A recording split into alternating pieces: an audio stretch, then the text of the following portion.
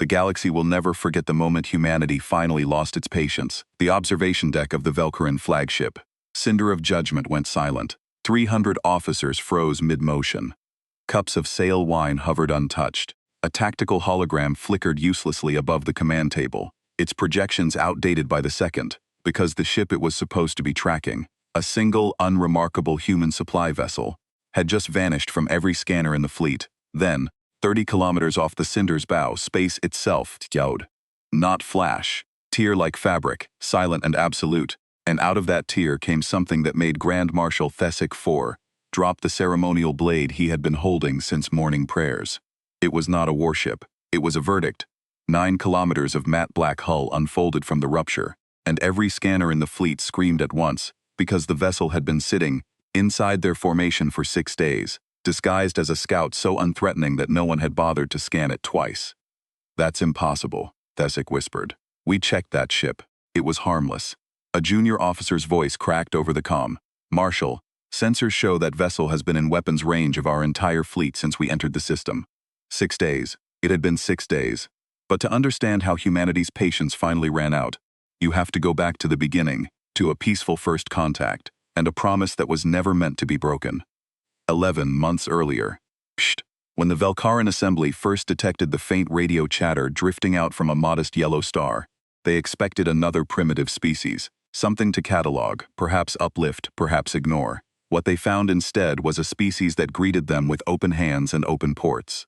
Humanity welcomed the Velkharin envoy ship, Ashwake, into Earth orbit with a cautious warmth that surprised even the humans themselves. There were no weapons drawn, no ultimatums issued.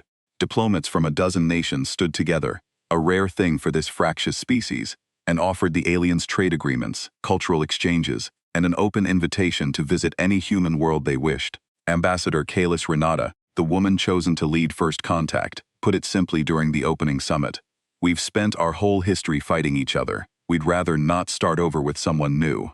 Play fair with us, and you'll find no better friends in this galaxy." The Velkharin High Command was skeptical but pragmatic. Peace was profitable. Humanity's worlds were rich in rare minerals, their scientists disturbingly inventive, and their culture, chaotic as it was, proved unexpectedly compatible with Velkharin trade customs. Within 4 months, the first joint research stations were under construction. Within 7, human and Velkharin engineers were sharing designs for faster hyperlane drives. It should have stayed that way. But the Velkharin military was not a monolith, and Grand Marshal Thessic IV did not believe in gifts without strings. He believed humanity's openness was not honor, it was weakness. And weakness, in the long memory of Velkharin conquest, was an invitation the Council had made a terrible mistake, and Thessic intended to correct it. The first violation was small enough to explain away. A Velkharin survey fleet drifted 3 light-years past the agreed border, into the Thren Expanse, a sparse, unclaimed region humanity had quietly begun charting for a future colony. When human patrol ships hailed them, the Velkharin commander apologized smoothly. "Navigational error," he said. "Coordinates misread." Ambassador Renata pushed for a formal protest. The Human Joint Defense Council, hungry for continued peace, chose instead to accept the apology and move on. Nobody knew what the humans were already quietly preparing. Because while the diplomats smiled and the treaties were signed, humanity's shipyards, the ones few outsiders were ever shown, had been working on something for 3 years already. A project born not from aggression but from the bitter lessons of Earth's own violent history. Never again be caught unprepared. Its name was Project Threshold. Its result was the Meridian's Edge, humanity's first true dreadnought, and the ship that would, months later, tear a hole in Velkharin confidence above the Cinder of Judgment. The second violation was not small. A Velkharin listening post, cloaked and silent, was discovered orbiting the human colony of New Solace, not scanning empty space, but actively recording colonial defense frequencies. When confronted, Thessic IV did not apologize this time. He simply withdrew the post and sent a single message to the Human Council. "We meant no offense. Perhaps your defenses are simply easier to notice than you'd like to believe." It was an insult wrapped in a shrug, and it worked exactly as intended. It made humanity's diplomats look paranoid for objecting, and made humanity's military look outmatched for having been caught at all. But that wasn't even the biggest surprise waiting for the Velkharin fleet, because Ambassador Renata, for all her warmth at the negotiating table, was not naive. She had spent her career reading the space between what people said and what they meant, And what she read from Thessic 4 chilled her. She requested, quietly, without fanfare, a closed session with the Joint Defense Council. Only 4 words were recorded from that meeting in the official log: prepare the threshold ships. For months, the peace held on the surface. Trade continued. Cultural exchanges continued. Velkharin officers toured human cities and marveled, with poorly hidden condescension, at how quickly this primitive species had modernized. Human children were taught Velkharin greeting customs in school. It looked to any outside observer like the beginning of a genuine friendship between worlds. But underneath, both sides were counting the days until something broke. It broke at Meridian Station. Meridian was a joint research outpost, humanity's proudest symbol of the Alliance, staffed by 300 humans and 100 Velkharin scientists working together on hyperlane theory. It was supposed to be neutral ground. Untouchable, Thessic Vor did not see it that way. He saw it as an easy target that would look, in the aftermath. Like an accident, everything changed in the next few seconds. A malfunctioning Velkharin cargo hauler drifted into Meridian's docking ring and detonated. The explosion tore through 6 decks before station defenses could react. 141 humans died. 19 Velkharin scientists, colleagues, friends, people who had shared meals with the humans they now died beside, died with them. Thessic's official statement blamed a fuel containment failure. Human forensic teams, working alongside grieving Velkharin engineers who refused to accept the official story, found the truth within 6 days. A directional charge, military grade, placed with surgical precision to look like an accident to anyone who didn't look too closely. The truth stunned the entire galaxy.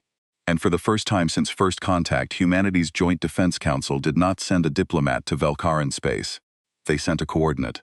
The Meridian's edge had waited 7 months in the dark between stars, running silent, its hull wrapped in the same experimental cloaking field that let it slip, disguised as a harmless supply vessel, directly into the heart of the Velkharin battle fleet gathering near the Cinder of Judgment. The very fleet Thessic 4 had assembled to finish what Meridian Station started. He had planned a full invasion. He had not planned for humanity to already be standing inside his own formation.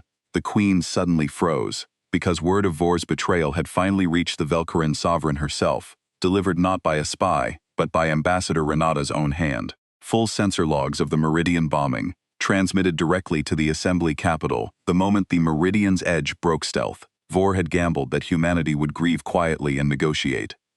Instead, humanity had spent 6 days sitting in his blind spot, gathering proof, positioning a weapon he never knew existed, and waiting for the exact moment his fleet was most exposed. Grand Marshal, his tactical officer said, voice shaking, "That ship's weapons array. It's not reading like anything in our databases.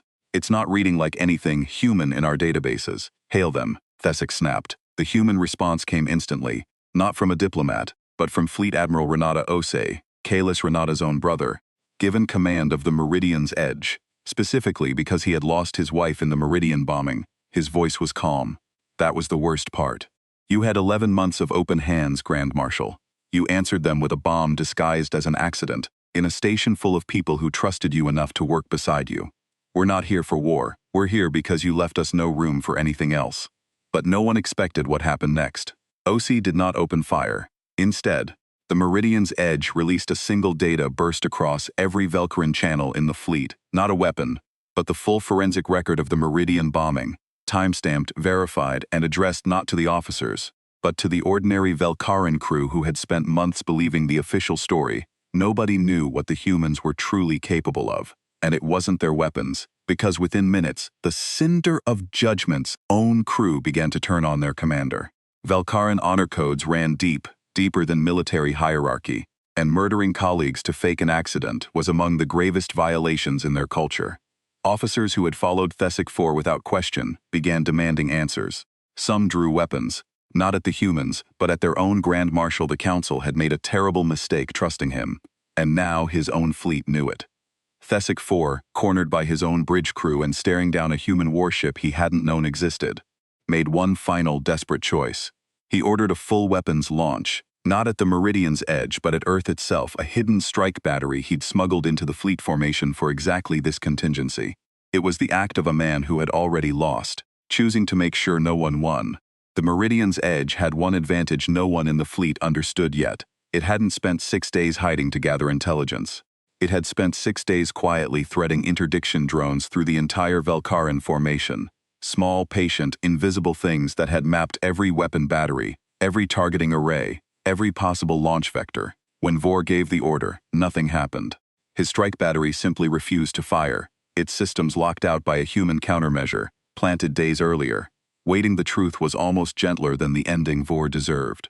His own security officer, a young Velkharin named Iskar Ren, who had lost his mentor in the Meridian bombing, placed him under arrest before the countdown even finished failing. There was no battle. Not really. Just a fleet standing down around a single human ship that could have destroyed them all and chose, instead, to hand them the truth and let them decide what kind of species they wanted to be. The Velkharin sovereign personally oversaw Thesic Vor's trial. He was stripped of rank, and the assembly issued a formal apology to every family who lost someone at Meridian Station, human and Velkharin alike. The station itself was rebuilt within the year, this time with a memorial wall bearing all 260 names. No distinction made between species. Admiral Osi stood at that memorial's dedication beside Iskar Ren, the young officer who had arrested his own Grand Marshal rather than let a lie stand. Neither of them said much. They didn't need to. Ambassador Kalis Renata gave one final address to the assembly before returning home, and it was this line that spread through both civilizations, quoted in a dozen languages, carved eventually into the base of the Meridian Memorial itself. "We didn't come here looking for a fight. We came with open hands because that's who we chose to be. But test that patience with a lie built on the graves of people who trusted you, and you'll learn something about humanity that no database will ever fully capture. We forgive slowly, we forget never. And when we finally run out of patience, we don't come looking for revenge. We come looking for the truth. And we bring enough proof that no one, not even your own people, can look away from it." The galaxy did not remember humanity as the species that broke first contact. It remembered them as the species that waited 6 silent days inside an enemy fleet, not to destroy it, but to make sure the truth could never be buried again.